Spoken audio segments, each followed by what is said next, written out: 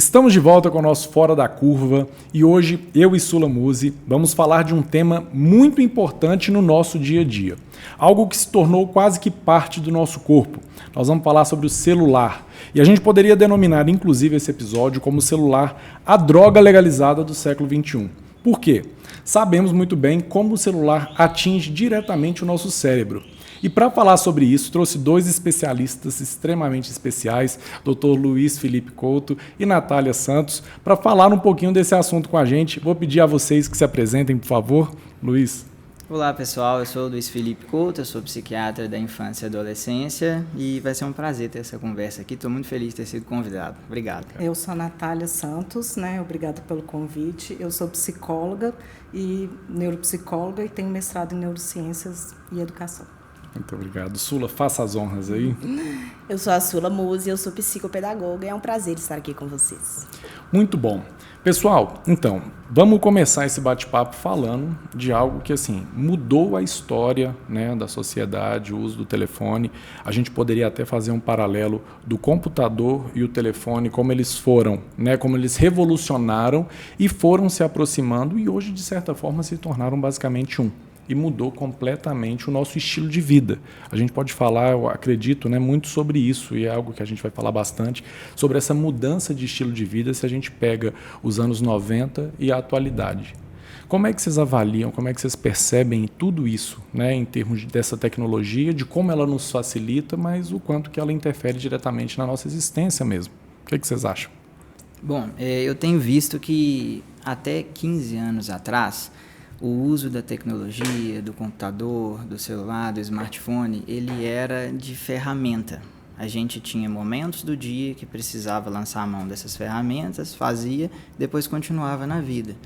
Agora isso se tornou um ambiente. A gente mudou de lugar. Isso virou um lugar virtual. É o tempo inteiro nesse tipo de conexão e isso traz repercussões, porque a história da humanidade, nós estamos há milênios aí com o cérebro desenvolvendo de uma certa forma e agora isso mudou. Então, para mim, a gente está vivendo um experimento a céu aberto, sem grupo controle, do neurodesenvolvimento.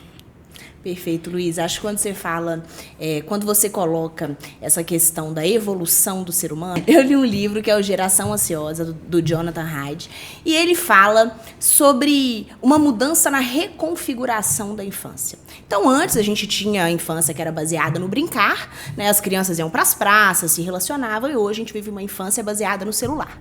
E aí essas crianças passam longas horas dentro de casa, com o telefone na mão, os pais têm paz, vão lá e fazem seus afazeres.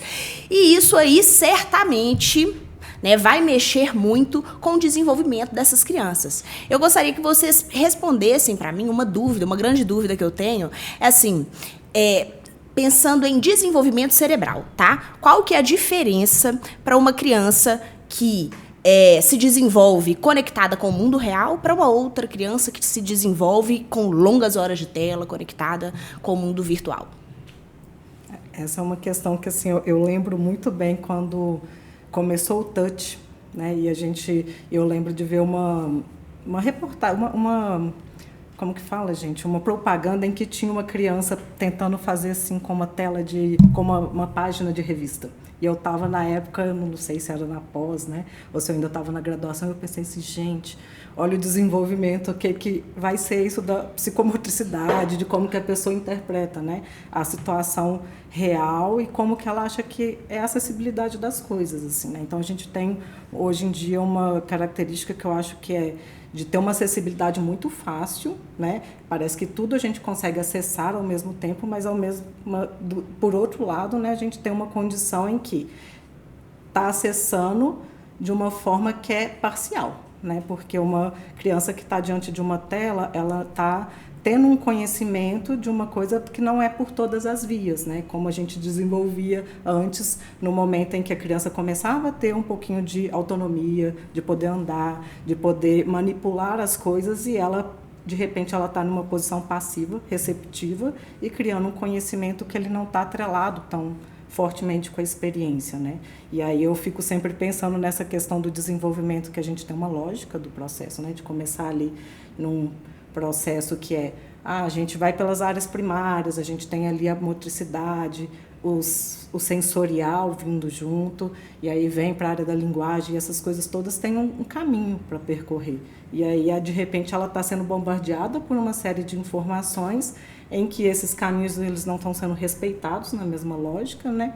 E aí o conhecimento que antes a gente podia acessar ele por diversos sentidos, né? Eu estou ali vendo uma foto da maçã na televisão falando Apple, maçã, e estou aprendendo em 2 línguas. Mas eu não estou segurando uma maçã, percebendo o que é o tato da maçã, sentindo o cheiro da maçã, que é um tipo de conhecimento com significado em que a gente consegue acessar ele por várias vias e depois reproduzir aquilo de uma forma mais consolidada. Então, eu imagino que isso deu um tipo de conhecimento que é mais raso, que às vezes tem uma dificuldade maior depois para poder a gente fazer também uma hierarquia de informações, né? Como várias informações a gente não consegue muito selecionar, então eu imagino muito, assim, quando eu vejo como que as crianças estão lidando com a aprendizagem, assim, quantas informações tem e como que de repente não sabe colocar isso em prática, né?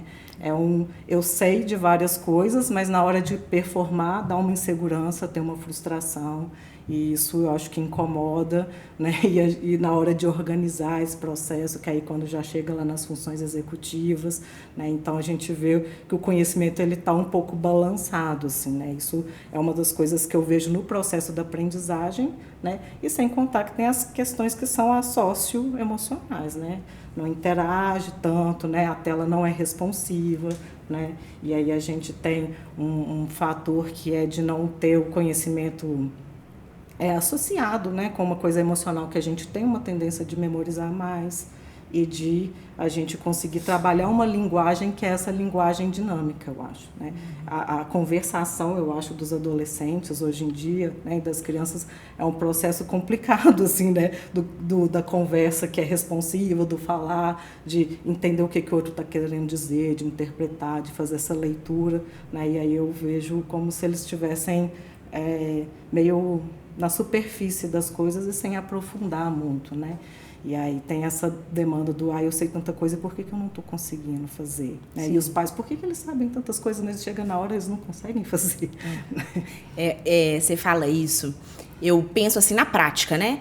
Eu atendo pacientes, jovens e adolescentes, que sabem tudo sobre a cultura do Japão, por exemplo, mas não dão conta de ir no supermercado comprar um tomate. Então, faltam habilidades básicas, né? Que é o viver, é o ter coragem de conversar com o caixa do supermercado, é o perguntar alguma coisa na rua, né? Como se diz assim, ser uma pessoa mais autônoma, né? Então, faltam essas habilidades, eu percebo isso também, sabe? Eu penso de maneira parecida, assim, eu gostei de uma coisa que você colocou na sua pergunta, que é a palavra desenvolvimento. Afinal de contas, a gente está falando do impacto disso na vida e no cérebro de crianças e adolescentes, e seria diferente se a gente estivesse falando de adultos, que também são muito impactados pelo uso excessivo de telas, o uso disfuncional. Esse termo ainda não é uniforme na literatura, ainda vai dar muito pano para a manga para descobrir qual palavra que eles vão usar, mas se fosse adulto era uma coisa. Só que a gente está falando de um cérebro de criança e adolescente que é um cérebro que tem neuroplasticidade. E isso muda tudo, porque a gente sabe que vias neurais que são bastante usadas, elas se tornam consolidadas, se fortalecem, e o período da neuroplasticidade, do neurodesenvolvimento, que vai do 0 até ali 21, 25 anos de idade, os estímulos que a gente ofertar para aquela pessoa naquele período vão fazer diferença e tendem, como uma argila, com o passar do tempo, a ficarem sólidos, tendem a ficar sólidos. E eles ficando sólidos ficam mais difíceis de mudar. Então, se fosse adulto era uma coisa, sendo criança e adolescente é outra, totalmente diferente. O cérebro de criança e adolescente não é um mini cérebro de adulto, não é só diminuir a dimensão e a funcionalidade. E o impacto disso acontece de 2 formas. Tem o impacto direto do uso de telas disfuncionalmente, seja smartphone, jogos de videogame, de computador, e tem um impacto indireto também, que é o que a tela deslocou da vivência e do desenvolvimento dessa criança, porque a tela ocupou o espaço que antes era ocupado pelo quê? Então, o que eu percebo é que nós pais, querendo proteger os nossos filhos, a gente acabou como se tivesse juntado ali as crianças todas num galinheiro ali para proteger, para proteger dos perigos da roça, de cobra, de escorpião, de ralar o joelho, de boi, de tudo. Colocou todo mundo no galinheiro, depois você entregou a chave para o lobo cuidar. Esse negócio não vai dar certo, não tem como se prestar. A criança precisa de estímulo, precisa cair, precisa falhar em ambientes controlados para que depois ela possa fazer isso na vida real, onde o mundo é mais hostil, é menos tolerante ao erro do que o ambiente doméstico. E isso passa por um processo de educação, de desenvolvimento. Então, a criança que fica muito tempo na tela, ela deixa de brincar, de olhar no olho, de interagir com os pais, de machucar, de errar, de se frustrar, de chorar e de ter que se regular por vias próprias. Ela deixa de tomar uma chuva, de perceber a textura, o sabor da maçã para ver o Apple ali, né? Em vez de saber como é que é o formato tridimensional daquilo, como que aquilo impacta no sistema nervoso dela, de trocar turnos com outras crianças. E esse cérebro vai sendo moldado de uma forma completamente diferente do que era 15 anos para trás, antes das telas serem o ambiente novo em que esse cérebro se desenvolve. Isso muda o jogo e, por conta disso, a gente tem diversas consequências comportamentais e cognitivas e que, muitas vezes, a via principal entre a ponte entre o uso disfuncional de telas e as consequências comportamentais e cognitivas é feita em mais de 50% pelas funções executivas que estão prejudicadas. Funções executivas é um termo bonitinho para a gente dizer, basicamente, para a gente se referir ao camisa 10 do nosso cérebro, o que o córtex pré-frontal faz. É como se fosse o camisa 10 de um time, que além de camisa 10, ele ainda é capitão. Ele coordena a equipe, ele fala, agora nós vamos atacar mais, agora nós vamos defender mais, ele prioriza, é capaz de priorizar o curto prazo ou muitas vezes o longo prazo, coisa que as crianças e adolescentes estão tendo muita dificuldade de fazer. E é muito difícil que a gente compreenda esse efeito todo sem a gente entender o que acontece no cérebro por conta disso, que é a alteração que acontece no córtex pré-frontal, que é esse gerente camisa 10, CEO do cérebro, e no sistema de recompensa, que é o sistema límbico, manifesto ali representado pelo circuito estriado, pelo corpo estriado, e que, por sua vez, ao contrário do camisa 10, é a emoção, é a recompensa, é aquilo que eu senti quando meu primo, quando eu era adolescente, ali no início da adolescência, me ensinou a pilotar a moto. A primeira vez que eu acelerei a moto e pilotei sozinho, foi aquilo ali. É isso aí que é sistema de recompensa. Então, para trazer num jargão mais acessível, seria sistema de recompensa e sistema de gerenciamento das coisas, né? E ligando uma coisa à outra, tem o circuito frontoestriatal. É como se fosse a via que está enfraquecida para conectar uma coisa à outra e priorizar, às vezes gerenciar o que nós vamos priorizar, se é a recompensa, se é o longo prazo. Isso fica frontalmente atacado quando a gente faz um uso disfuncional de telas. Então a criança deixa de fazer essas coisas da vida real, acaba desenvolvendo também algumas habilidades para não ser radical também com o uso das telas, mas perde muitas outras que são mais importantes para o mundo real. Falando, né, tudo isso que você colocou, e eu acho que mesmo com os termos técnicos de uma forma muito clara, o que você enxerga, vamos pegar ali uma criança de 0 a 12 anos. Você falou dessa questão dos ganhos e dos prejuízos. E aí é uma coisa que a gente debate muito no consultório, porque a mãe sempre pergunta, mas ficar jogando videogame e tal, vai prejudicar. O que seriam, na prática, esses ganhos e esses prejuízos que a gente poderia trabalhar, porque existe essa negociação que a gente tem que fazer, a tela é uma realidade, o celular é uma realidade, o smartphone, o PlayStation, enfim. O que seriam essas perdas e o que seriam esses ganhos? Começando pelos ganhos, para os meninos ficarem felizes aí na conversa. Os ganhos com o uso do videogame, das mídias digitais, existem ganhos. A criança e o adolescente, o cérebro que é exposto precocemente, quando eu falo precoce é não abaixo de 2 anos, mas assim, 10 anos de idade, 12 anos, a jogos e telas, ele ganha em velocidade de processamento, ele ganha em capacidade de leitura dinâmica, de rastreamento e também acaba tendo mais pulsos de dopamina, entre aspas, enquanto ele faz isso. Só que isso cobra um preço muito alto nos prejuízos. Então, são pessoas que acabam sendo muito habilidosas em encontrar informações e saber aonde guardaram aquelas informações. O problema é que essa informação não foi guardada no cérebro dela. Foi guardada num dispositivo, num hardware, geralmente o smartphone. Então, a pessoa, você vai fazer uma pergunta para ela, ela vai falar que não sabe, mas ela acessa e sabe onde guardou. Sim. Então, ao mesmo tempo que o horizonte de informações se ampliou demais, você não consegue reter essas informações como conseguia antes. Isso vem de estudos neurocientíficos comprovando que a capacidade de sedimentar o conteúdo, evocar, reter esse conteúdo tem caído drasticamente em função do uso disso. E aí nós teríamos, por exemplo, posso estar errado no que eu vou falar, mas acredito estar certo, onde que entra aí, por exemplo, a questão da leitura. Perfeitamente. Onde que entra a questão do estudo sem o ChatGPT, por exemplo. Sim. A leitura é uma das habilidades muito prejudicada pelo uso disfuncional de telas. Sim.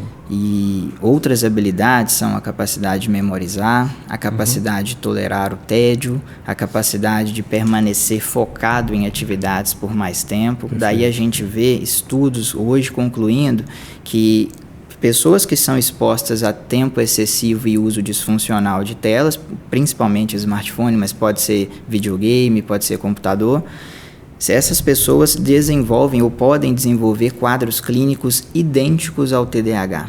Então a gente pode esperar que, a meu ver, muito provavelmente nos próximos meses ou anos a gente vai ver um aumento da incidência de TDAH, só que não é, a pessoa não tem TDAH, ela pegou o TDAH. Isso aí temos aí, né, Natália?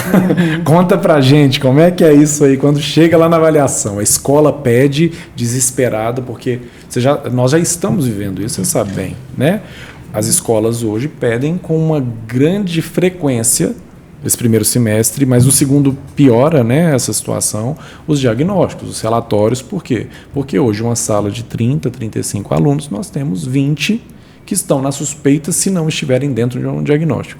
Conta pra gente sua experiência com isso. Aí a demanda aumenta, né, e a gente tem assim, até que criar processos de trabalho em função disso, porque hoje em dia, por exemplo, eu faço uma entrevista antes de propor o processo de avaliação, porque muitas vezes eu acho que não seria saudável com a pessoa que procura e até com o meu processo de trabalho, a gente iniciar um processo sem ter percorrido descartes anteriores, assim, né? Olha, já foi num clínico, tem alguma outra questão que pode estar interferindo, né? E aí conversar com os pais quais que são os sintomas, como que eles têm acontecido e tal, porque é uma demanda grande. A gente sabe que tem um processo, né, de comportamento hoje em dia que interfere muito. Então, assim, aí já chega, tem às vezes uma ansiedade. A gente, né, se não teve um tratamento com relação à ansiedade, é importante que faça um encaminhamento antes para a gente fazer essa distinção melhor. Eu procuro saber como é que está a rotina, né, do familiar, se tem aí essa questão do... Já tem um impacto do sono, né, porque uma criança que não está dormindo bem, dificilmente ela vai ter uma sustentação da atenção. E nesse ponto, desculpe interromper, uma epidemia que a gente vive nesse sentido. Perfeito. O sono, hoje eu falo diariamente, mas se tornou natural negociar o sono. Na ideia de que eu posso repor à tarde, e que isso não acontece, a gente sabe muito bem, mas quando o menino coloca o celular debaixo do travesseiro, a gente sabe que ele não vai dormir 8 horas. Muitos dos nossos pacientes hoje estão mexendo no celular de madrugada, o pai não sabe, nem a gente vai conseguir ouvir da boca deles isso muitas vezes, porque eles sabem que se falar, muitas vezes a gente vai fazer uma correção ali, vai chamar os pais para conversar, vai sugerir a ele. E aí a gente tem várias questões que eu entendo assim, que o processo de avaliação neuropsicológica ele pode ser um ganho muito grande, né? Ele tem uma função que eu acho de compreensão assim, do que são as forças, as dificuldades, mas a gente acaba às vezes fazendo uma avaliação que ela é dispendiosa de tempo, de trabalho e tudo, e que às vezes a gente vai fazer uma avaliação muito mais clínica do que os resultados dos testes, porque a gente fala assim, olha, ele performou assim, mas eu não sei se isso é a capacidade dele ou se ele está, né, atuando dessa forma em condição, né, de todas as coisas que ele tem no dia a dia, né, que é uma falta de rotina estruturada, né, essa questão de estar muito exposto à tela, de estar, né, hipervigilante, multitask, fazendo tanto de coisa, e aí aquilo ali não tem, né, um processo em que assim, a gente fala, olha, né, vamos sentar aqui e vamos fazer uma atividade, né, e aí a gente vê o comportamento da criança na avaliação e fala, poxa, ela está assim ou ela tem uma questão de base neurológica e tal. Então a gente faz às vezes a avaliação que a gente fica na dúvida. Então, eu gosto de fazer essa entrevista desde que a gente tem tido demandas, a gente fala, nossa, tanta coisa, né, que é comportamental, e aí a gente tem que ir sondando e tal, explicando, porque às vezes eu prefiro que a gente faça a avaliação no momento em que ela vai ser mais útil, do que a gente fazer uma avaliação que ela não vai trazer tantas respostas assim, né, para a família e tudo. E aí, né, só voltando nesse aspecto, eu acho que é interessante, assim, eu tenho uma experiência, né, de avaliação há já um tempo e pegava muitos, né, antes desse processo da criança já ter, né, acesso ao telefone, a muitas horas de videogame, e a gente começa a ficar pensando assim, nossa, mas essa norma desse teste tem que ser atualizada. Que a gente começou a ficar com algumas questões assim, neuropsicólogos. Por que os testes de atenção eles não estão sendo tão... né, não está tendo aquela acurácia para a gente poder avaliar. E era interessante, porque, assim, né, teoricamente, a atenção que deveria estar mais prejudicada. Mas uma das coisas que eu acho que tem um pouco de ganho nesse uso precoce é na velocidade de processamento. Definitivamente. E aí os testes de atenção eles são muito baseados em tempo de resposta. E aí, às vezes, até uma criança que às vezes pode ter um TDAH, o teste de atenção não estava vindo tão ruim mais, assim, porque a velocidade de processamento é rápida, mas se a gente for fazer a análise qualitativa de como que foi a performance durante a avaliação nas outras atividades, ficava muito mais clara a dificuldade de sustentar aquela atenção. A dificuldade de uma função executiva e não da atenção, sabe? A atenção ficou um pouco difícil da gente avaliar por conta do método, né, que tem essa questão do tempo de reação, e aí a gente acaba fazendo uma avaliação mais clínica. Agora a gente já tem alguns instrumentos, graças a Deus as normas já foram atualizadas, né? Mas é impressionante como eles respondem rápido, né? Isso eu acho que é uma coisa assim do videogame, do processo, mas aí responde rápido, mas muitas vezes impulsivo e não com eficácia, né? Essa resposta é uma eficiência rápida, e não necessariamente uma eficácia de respostas. E essa resposta rápida às vezes vem às custas de uma perda de função inibitória do córtex pré-frontal. Muitas vezes isso não é vantagem, porque isso se traduz em aumento de impulsividade.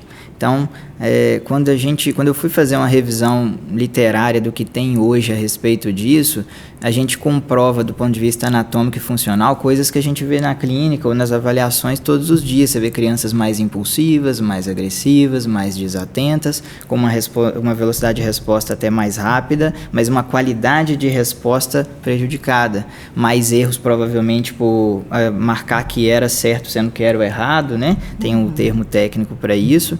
E um dilema que eu vivo lá no consultório muito parecido com esse é algumas famílias chegam, muitas na verdade, chegam com uma demanda pelo diagnóstico de TDAH, não necessariamente buscando o diagnóstico, mas descobrir se tem o diagnóstico sem corrigir os fatores básicos necessários para isso. E às vezes vem uma demanda pelo teste neuropsicológico ou pelo diagnóstico clínico médico direto, só que sem estar dormindo bem.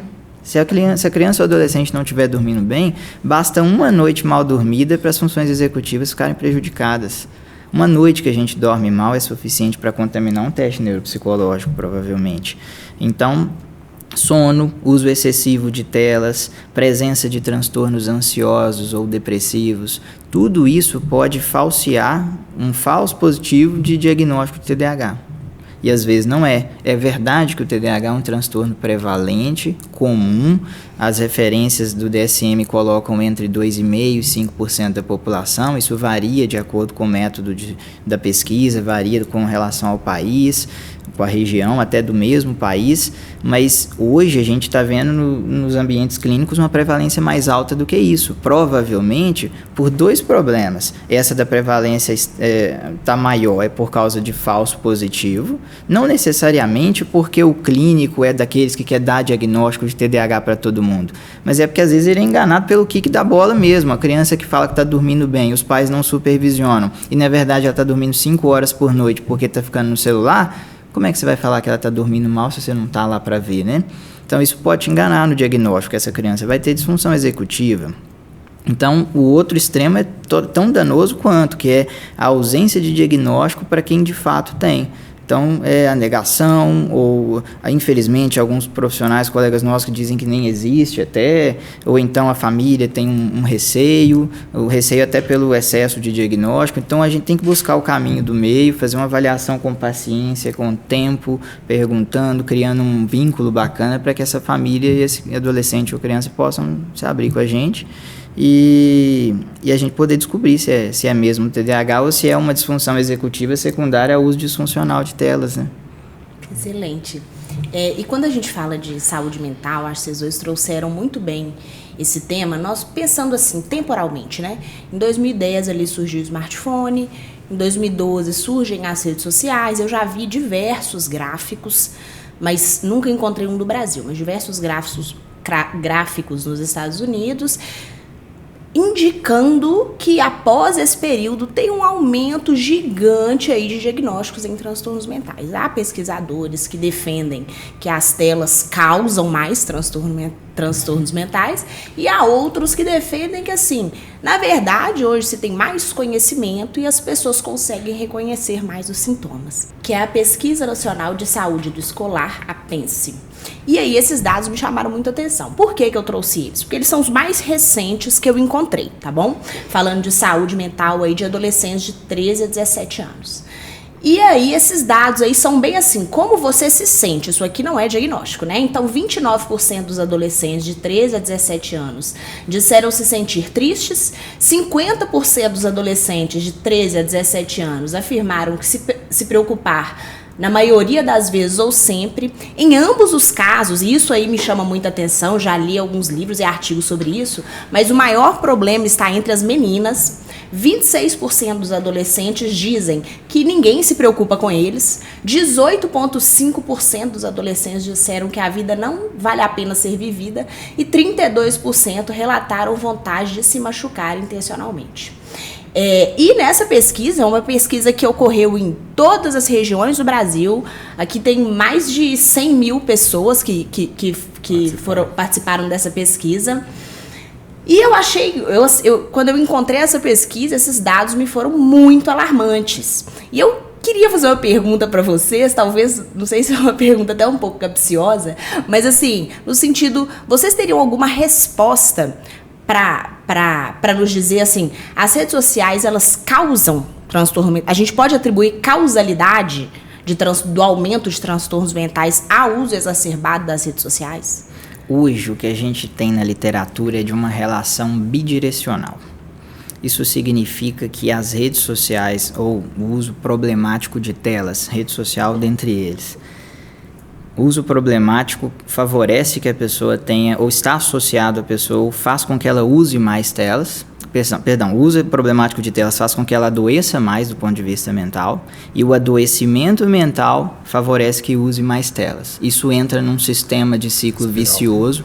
Para piorar, o uso excessivo de telas vai fazer com que a pessoa perca um pouco do repertório do que antes ela fazia, que era protetor, seja, por exemplo, atividade física, dormir 8, 9 horas por noite, estar em contato com as pessoas que a gente ama, uma noite de sono não interrompida para olhar, por exemplo, notificações, para ver, às vezes para jogar no Tigrinho, às vezes para fazer uma partida de um jogo online. A pessoa vai e começa a dormir mal, para de fazer atividade física, se afasta dos amigos, se afasta da família e adoece mais porque está perdendo todos os pilares que sustentam a saúde mental. Então, hoje a gente tem motivos para dizer que isso, o que a literatura tem trazido é que é uma relação bidirecional. E isso é endossado, muito embora os transtornos psiquiátricos não sejam diagnosticados por exames de imagem, mas isso é endossado também por exame de imagem, que vê uma redução da espessura do córtex pré-frontal em crianças com uso problemático de telas. Então, você vê que o camisa 10 do time está de tamanho e função reduzidos, e a parte de recompensa está hiperativada. Então, são pessoas extremamente tendenciosas a buscar recompensas de curto prazo e sacrificar recompensas de longo prazo. Isso é até interessante porque eu participei de um estudo em 2019 que foi publicado na Frontiers, que era justamente para a gente buscar entender padrões relacionados à forma como os adolescentes, ou os jovens, na verdade, que fazem uso de smartphone de forma dependente, tendem a escolher as coisas na vida.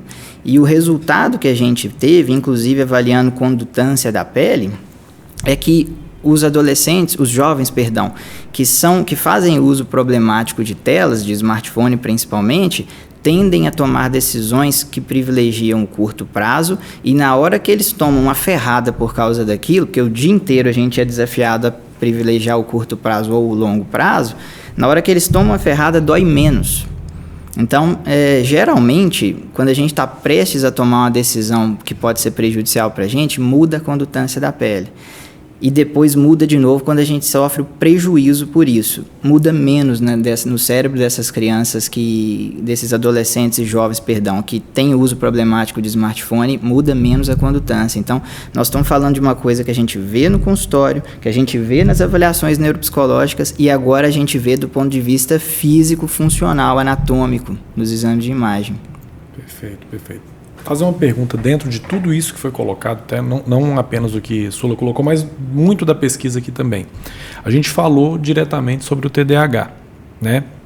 E aí até talvez explicando para a família, de certa forma, o que você colocou de uma forma popular, vamos dizer assim, às vezes a gente fica muito feliz quando a gente vê o menino espertinho demais, né? Nossa, mas ele é muito... que foi aquela questão da velocidade do processamento, mas eu gostaria até, na nossa conversa mesmo, que vocês colocassem isso para mim e para o nosso público, né?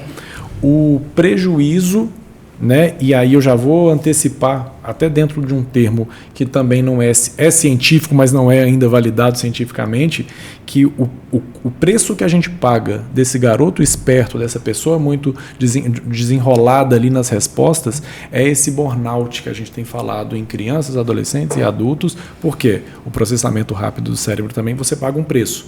Eu queria muito que vocês falassem sobre isso, mas queria também que vocês, se puderem, né, se for possível, associassem também esses sintomas, como a gente falou do TDAH, na depressão e ansiedade, que bate ao lado, né, a meu ver, mas eu queria que vocês clarificassem isso para nós. Bom, o déficit de atenção e hiperatividade é um transtorno que é um dos mais sensíveis ao uso excessivo de telas. É um dos transtornos que mais pioram, que ficam pior com o uso excessivo de tela. Porém, também é um transtorno que tem no mínimo o dobro de chance de fazer uso problemático de tela. Tá vendo a relação bidirecional? No entanto, quadros depressivos e ansiosos também predispõem as pessoas a ficarem em mais tempo nas telas, às vezes por uma fuga das emoções que ela está sentindo. Então, às vezes são crianças que já recebiam um tablet quando eram muito pequenininhas e aprenderam a se regular por meio da tela. Ao contrário do que a gente nem teve essa oportunidade pela idade que a gente tem. Vai chorar na cama, que é lugar a gente tinha que chorar na cama. Calil falou isso para os atleticanos. Exatamente. Hoje talvez ele ia falar para chorar no tablet, porque isso. Lá não dói tanto, né? Então, a gente não teve essa oportunidade, graças a Deus, nesse aspecto, de aprender a se regular apenas pelo uso de telas, né? Só que hoje o uso de telas é um método de regulação emocional péssimo, mas que é muito usado. É o nosso principal para todos nós. Aí a gente fala, teve um problema, vai ali passar umas horinhas, responde. Isso o adulto e a criança. Eu gosto muito de falar do adulto e esse ano no Fora da Curva a gente tem falado mais pro adulto, porque a gente fala muito direcionado para a criança, como se o monstrinho, bebezinho, pegasse o celular da mamãe e roubasse do celular, da bolsa. E ele não faz isso. Ele não faz isso de forma alguma, pelo contrário, a gente entrega, né? Mas então essa questão da também, né? Eles veem o adulto fazendo. Total. E vocês falaram sobre o tempo de tela, já falei isso aqui algumas vezes, mas foram várias as vezes que quando o pai chega ali no consultório para mim com essa demanda, eu faço isso com os meus pacientes quase que semanalmente e atualmente com os pais também. Falei, abre o seu tempo de tela aí para mim, rapidinho. Aí ele sempre fala 2 horas mas e dá 7, porque né? Eu peço, fala, chuta aí. E o bom dos atuais é que tá os dois, tanto o Android quanto o iOS lá, te passa precisamente. E são 11 horas, são 9 horas, só que eu vou falar que eu trabalho. Eu vou me validar nisso. Não, mas é porque eu estava trabalhando. Mas a criança vai fazer o trabalho dela, quer brincar, quer socializar, enfim, ela vai fazer ali também. Perfeito, e é altamente problemático que a gente use a tela como um recurso de regulação emocional, porque a gente deixa de desenvolver num momento em que o cérebro é neuroplástico e pode ser muito mais ensinável, treinado esse cérebro, a gente deixa de desenvolver a habilidade de se regular por conta própria. Seja respirando fundo, tomando um banho, fazendo exercício, algum tipo de regulação emocional que seja funcional. E você acaba buscando uma regulação que é disfuncional, que vai agravar o problema depois. São estratégias de esquiva, não de enfrentamento, né? Tanto aí acaba que você fica naquela base do que eu não consigo, eu tenho a fuga, né? Quando a gente não tem essa questão que está sempre na palma da mão, né? Eu posso acessar a qualquer hora. Eu fiquei frustrada, eu vou lá e olho, né? Eu fiquei entediada, eu quero mais informação, tudo você consegue muito rápido, né? E aí você vai sempre adquirindo o mesmo tipo de estratégia, que é pegar rápido, toda resposta é muito rápida, e aí eu vou pela esquiva. Quando a gente tem o tempo de processamento, né, a gente vai passar daquelas técnicas que são de esquiva para as técnicas de enfrentamento consciente, né? E o que normalmente está acontecendo é esquiva inconsciente. Eu não estou percebendo o que está me acometendo, o que está me atravessando, o que está me irritando, mas eu estou diluindo isso para outro lugar, sem nem processar isso direito. E não se tolera mais o desconforto. Então, assim, a gente sabe que regulação emocional não é opcional, todo mundo faz. Alguns fazem batendo no coleguinha, outros fazem bebendo muito, usando alguma substância, outros pulando de paraquedas, cada um faz a sua estratégia de regulação emocional. A questão é que, já que isso não tem jeito e tem que ser feito, já que a gente tem que beber esse cálice, que a gente faça a regulação emocional por vias que não vão dificultar a nossa vida depois, né? Então, o coleguinha que regulou batendo no outro colega, a vida dele vai ficar mais difícil, vai ter problema com a diretora, vai ficar estigmatizado. E o outro que foi, respirou, que não tinha o uso de telas apenas como único recurso para fazer regulação emocional, ele desenvolve melhor. Até no aspecto social também, né? Que aí vem aquela questão do termo das soft skills, que são tão importantes hoje no mercado de trabalho, na vida. Então, crianças que cresceram com uma exposição excessiva a telas, muito provavelmente vão ter mais dificuldade do que as outras para se inserir no mercado de trabalho, com saúde mental também e com vários outros problemas. Né? Tem uma confusão muito grande também. Eu acho dos pais, eles ficam muito, assim, né, querendo ver o bom, né, e falam, olha como ele sabe usar, ele pega e já aprende rápido, e confunde o saber usar, né, a tecnologia com o saber como usar. Né? E essa é a dificuldade que nós, como adultos, temos que orientar, né? Que ele sabe usar a tecnologia, aprende rápido como se faz determinada coisa, às vezes muito mais rápido que a gente, mas assim, que esse uso, eu tenho que ter uma intencionalidade nele, que eu não posso cair no algoritmo, que eu não posso ficar lá no scroll e aí de repente eu ver que aquilo ali, eu me propus a ficar, sei lá, 30 minutos para eu descansar depois da aula, que de repente eu fiquei 1h30, e aí fala, poxa, como se ele fosse culpado, né? Mas aí a gente tem que pensar que é isso, né? O córtex pré-frontal é em desenvolvimento, então a gente como adulto ainda tem essa função de orientação, de colocar essa habilidade que eles ainda estão em desenvolvimento para funcionar, para refletir, e é como se saber usar já soubesse como usar bem. Né? E essa técnica de como usar bem, às vezes os adultos também não têm para poder modelar, né? E aí a gente tem que fazer esse processo familiar, né? Com os pais, Natália, com a família. Isso que você falou, eu vejo todo dia no consultório, impressionante. Eu lembro quando eu era criança, meu pai achava legal que eu ficasse no videogame, porque aí eu não ia estar na rua, né? E até hoje a gente escuta muito falar isso. A diferença é que isso era 20 e poucos anos atrás, não tinha evidência nenhuma de que aquilo fosse problemático ainda, né? Então, assim, olha o problema. Quando os pais tiram os filhos do mundo real e colocam no virtual, eles tiram de um cenário em que eles dominam mais do que os filhos. Então, naquela metáfora lá do galinheiro, o filho na roça, o pai tá vendo o que ele tá fazendo, se for mexer com alguma coisa perigosa, o pai pode ir lá interromper, o pai pode direcionar a brincadeira, pode brincar com ele, é muito mais rico. Aí ele coloca num lugar que o filho domina melhor do que ele. Então ele está no mato sem cachorro, porque no final das contas, você entregou um dispositivo para o seu filho que ele domina melhor do que você. Então como é que você vai controlar alguém que domina mais do que você, como é que você vai ganhar no campo do adversário? Daí vem o acesso a diversas, a gente poderia ficar 3 horas aqui falando o tanto de coisa trágica que tem no uso na rede social, na internet. Exemplo da fazenda que você deu, até na rua, se acontecesse algo fora do normal ali, o menino está demorando mais a chegar e tal, a mãe e o pai, exatamente isso que você está colocando, ou numa fazenda ou na cidade, a mãe e o pai sabia mais ou menos onde procurar. Tá com o filho de Dona Ana, eles devem ter ido lá no riacho, deve ter ido lá na fulano, isso, deve ter ido lá na cachoeira, machucou lá porque lá era perigoso, não faz isso. E aí a busca era mais diretiva, mais direcionada. Quando você entrega uma cidade, porque eu falo isso, a gente tem falado muito disso, né?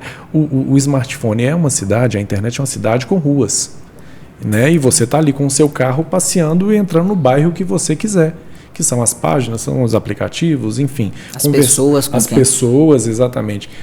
Você não tem mais domínio de onde que está entrando. Nem sabe se é uma pessoa ou se é uma pessoa da sua idade com quem você está falando, ou se é uma pessoa mais velha. Entra com tudo, e eu acredito, né, eu faço muito essa associação com o que a Sula apresentou aqui. Os meninos, né, os adolescentes e nós, adultos também, nós passamos a achar que, qualquer coisa é só eu excluir. Eu vou excluir aquela pessoa, eu vou bloquear, vou procurar, vou resetar o jogo e tudo mais, só que na vida real eu não consigo excluir tudo assim. Não é verdade? E o que eu tenho percebido é essa diminuição mesmo, como o Luiz colocou bem, e se quiser falar mais sobre, fique à vontade, sobre essa questão do sistema de recompensa e o lidar com a dor, há uma diminuição desse limiar aí, né? As pessoas hoje, nós temos grande dificuldade em enfrentar a dor. Às vezes acontece do paciente estar 2, 3, 5 dias triste, por algum motivo, de fato, eu falei, você vai ficar triste. Existe um luto no qual amanhã eu não vou estar feliz, nem depois, e talvez nem daqui a uma semana. Isso não quer dizer ansiedade, isso não quer dizer depressão, só que tem sintomas semelhantes, principalmente eu falo isso por uma experiência que eu já fiz comigo e já por ter lido já sobre isso também. Teve uma semana específica que eu tenho feito esse combate à tela de uma forma muito direcionada e principalmente na minha vida. E sair de um uso, e eu tinha uma média de 4,5 a 5 horas por dia, para 1h30, para 2 horas, se paga um preço sensorial dificílimo.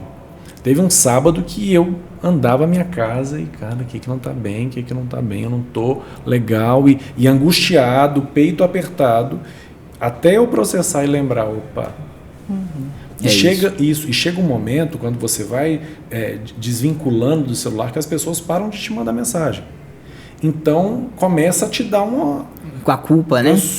Tô ficando menos... Não tenho amigos, eu tô ficando menos importante. Isso vai gerando... De pertencimento. Será que estão com raiva de mim porque eu tô demorando a responder? Isso, então assim, hoje, graças a Deus, eu consegui passar já desse estágio, mas eu fiquei pensando nos sintomas que meus pacientes chegam lá me falando sobre depressão ou sobre ansiedade e que tem a ver, acredito, né? Não acredito, não, sabemos, com essas respostas que a gente tem instantâneas de tudo. Seja da rede social, seja do trabalho, que a gente se comunica, né? E às vezes, se eu demoro 2 dias para te responder, isso é um problema. Você consegue perceber isso neurologicamente? Sim, só me fala, você percebeu diferença cognitiva quando você conseguiu reduzir de 5 horas para 1h30? Você acha que você ficou mais produtivo? Cara, assim, é 100%. Hoje, eu passei por um bom tempo sem conseguir ir à academia à noite. Eu chegava 8 horas, que é a hora que eu saio do meu consultório, exausto. A gente sempre brincou sobre isso, né? Hoje, muito mais tranquilo. Meu dia, muito mais tranquilo. Fica aqui seu depoimento para os pacientes, né? Sim, mas assim, eu produzo muito mais, eu chego muito mais inteiro ao final do dia. Definitivamente. Eu já trabalhei em dezenas de casos que não melhoraram com nenhuma intervenção medicamentosa ou psicoterápica que não passasse também pela redução de telas. Só que o que eu percebo é que os pais não querem, inicialmente, na maioria das vezes, e é compreensível o motivo, que eu já vou explicar, eles não querem comprar essa briga de cara. Porque na maioria das vezes, quando o nível de uso é grave e traz repercussões para a família e para o paciente, na hora que você tira a tela daquela criança, daquele adolescente, piora. O caldo entorna primeiro para depois melhorar. Geralmente não é uma piora que dura o ano inteiro como eles temeriam. É coisa de 1 a 7 dias, geralmente, pelo menos nos casos em que eu vi, muitas vezes 24, 48 horas, como se fosse uma abstinência semelhante ao do uso de drogas. Só que depois, todos os casos que eu trabalhei que retirou ou que reduziu drasticamente o uso problemático de telas tiveram ganhos. Nunca vi uma família arrepender de ter comprado essa briga. Isso acontece em parte, já que você tocou no assunto novamente do circuito de recompensa, porque esses adolescentes não estão conseguindo mais ter repertório para sentir prazer com nada que não seja tela. Então a gente sabe que os meninos têm mais tendência ao uso de jogo, de computador, videogame, e as meninas mais o de smartphone por rede social. Daí bate com o dado que você trouxe das meninas sofrerem principalmente com os transtornos ansiosos. Quer dizer, estou partindo do pressuposto que a preocupação excessiva ou medo excessivo está mais ligado no campo da ansiedade, embora ali não seja um diagnóstico. Então, assim, o uso excessivo de telas vai fazendo com que o repertório dessa pessoa reduza e ela não consegue mais esperar, a ponto de que até adulto mesmo, quando está no sinal, o sinal dura 5 segundos, 10 segundos para abrir, já pega o celular e olha. Essas crianças e adolescentes querem checar o celular a todo momento, até acorda de madrugada 2, 3 vezes para checar o celular. Acontece menos tolerância à espera, maior irritabilidade, mais impulsividade, e tudo isso vai fazendo com que ela não tenha mais capacidade de sentir sabor em outras coisas que não seja o de tela. Isso é um marcador em quase todos os diagnósticos de dependência, né? Restrição do comportamento por conta disso. Vem acomodação familiar ou não acomodação, conflitos. Então, esse é um dos argumentos pelos quais os autores que defendem que tela pode-se usar mesmo o termo dependência, usa para defender isso. Porque a gente sabe que isso é muito parecido com a dependência, só não é idêntico com a dependência química porque tem menos sintomas físicos disso. Então, o paciente que tem uma dependência química, um transtorno por uso de substância, no momento da abstinência, ele sente coisas físicas, né? Ele pode ter calafrios, tremor, ele pode até ter convulsão, coisa assim. Isso não é comum no uso de telas, mas tirando essa diferença, a irritabilidade, a angústia por não ter acesso àquilo, a fissura, tudo isso acontece. Então, seja lá o que os neurocientistas decidirem chamar, a gente já sabe com o que a gente está lidando. Perfeito. A gente pode não saber qual que é o endereço exato, a rua e o número que nós vamos ter que estacionar para cuidar desses pacientes, mas a gente já sabe o bairro. E está muito longe de onde a gente está agora, então a gente já consegue ir caminhando. Tem uma bomba hoje no colo dos psicólogos, dos pediatras, dos psiquiatras infantis, dos neuropediatras, dos pedagogos, todo mundo, que é como lidar com isso sem ter diretrizes muito bem documentadas ainda. A gente já conhece o problema, sabe para que lado tem que caminhar, mas não sabe exatamente qual rua, qual caminho, qual que vai ser o trajeto, mas aonde vai chegar a gente já sabe, né? Sim. Mesmo que o nome seja A, B, C ou D, a gente já sabe para onde tem que ir. Você sente isso? Vocês sentem? Sim, sim. E aí, para fechar, eu queria perguntar a vocês aí uma dica para as famílias que nos assistem do que seria, de maneira prática, a base para uma infância e uma adolescência saudável. A exclusão do meio digital a gente não consegue, não? Então eu acho que assim, a parte de ter informação suficiente para que cada família consiga tomar uma decisão, né, de forma adequada para o valor da família e também para o que é de parâmetro, né, porque a gente tem a associação, né, de pediatria, tem um documento, a gente tem hoje em dia um documento que é super legal, que o governo lançou, que foi uma coisa do Unesco, né, que é do guia de uso da tecnologia, que eu achei ele ótimo, assim, e tem todo o processo documentado, assim, de como que a gente discute, como que reflete com cada faixa etária, que tipo de tela é uma tela boa, porque isso também a gente não conseguiu, né, comentar, mas eu acho que isso faz uma diferença muito grande, assim, qual tela que se usa, com qual faixa etária que a gente está falando, tem distinções, né? Então, ter essas informações ajuda muito a tomar a decisão que vai fazer assim, olha, eu estou fazendo uma prevenção do desenvolvimento do meu filho quando eu coloco um limite, né? Quando eu entendo aqui que isso daqui eu estou prevenindo que ele consiga ter o desenvolvimento adequado e eu estou impedindo que ele tenha os malefícios que é do uso inadequado, né, da tela, seja ela qual for, assim.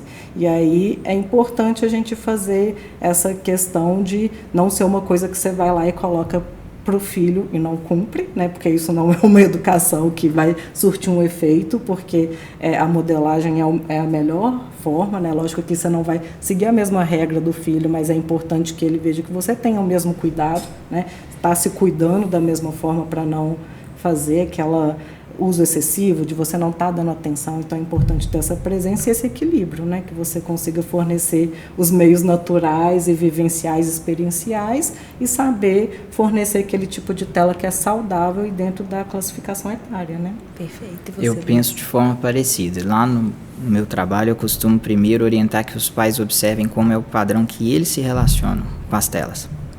Muitas vezes tem um pai e uma mãe que reclama que o filho está dependente na tela, mas ele reclama isso sem nem olhar para o filho, porque ele está olhando para a tela enquanto ele está dizendo para o filho que tem que parar. Isso perde autoridade, isso perde coerência, soa para o filho como hipocrisia. Então, primeiro, cuidar que os pais sejam um modelo, sejam um exemplo para isso. Tela é diferente de dependência de substâncias, por quê? Porque na tela não tem como abstinência total, né? Não tem como você zerar o uso como a gente preconiza quando é com substância. Então é aprender a navegar na internet sem naufragar na internet. Isso passa por cuide do básico primeiro. Garanta que seu filho está dormindo o número de horas necessárias que é compatível para a idade dele.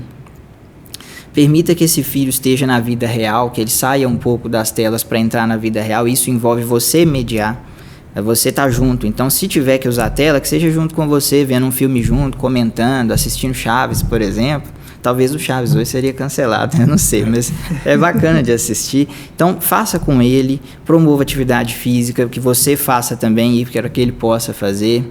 E se precisar, procura ajuda. Vai até um psicólogo, vai até um neuropediatra, vai até um psiquiatra infantil.